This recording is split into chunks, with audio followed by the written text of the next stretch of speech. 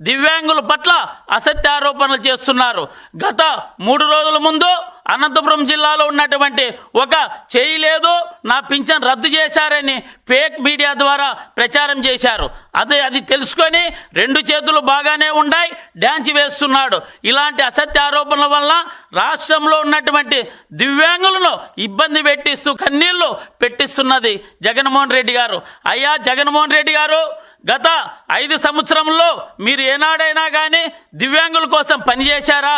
లేదు కదా. ఇవాళ రాష్ట్రంలో ఉన్నటువంటి మీ మీడియా ద్వారా రాష్ట్రంలో ఉన్నటువంటి దివ్యాంగులను ఇబ్బంది పెట్టొద్దండి అని సభామూలకంగా తెలియజేస్తున్నా. చంద్రబాబు నాయుడు గారు ఒక దివ్యాంగులను ఒక మానవతా దృక్పథంతో పనిచేస్తున్నాడు. దివ్యాంగుల సంక్షేమం కోసం పనిచేస్తున్నటువంటి ఈ కూటమి ప్రభుత్వం, ఇలాంటి కూటమి ప్రభుత్వానికి రాష్ట్రంలో ఉన్నటువంటి దివ్యాంగ సోదరులందరూ అండగా ఉండాం. రాబోయే 4 సంవత్సరాల్లో దివ్యాంగుల కార్పొరేషన్ కోసం తెలుగుదేశం పార్టీ పెద్ద ఎత్తున పథకాలు అయితేనేమి ఉద్యోగాలు అయితేనేమి చేసి రాష్ట్రంలో ఉన్నటువంటి విభిన్న ప్రతిభావంతుల పక్షాన కూటమి ప్రభుత్వం పనిచేస్తుందని తెలియజేస్తున్నాం.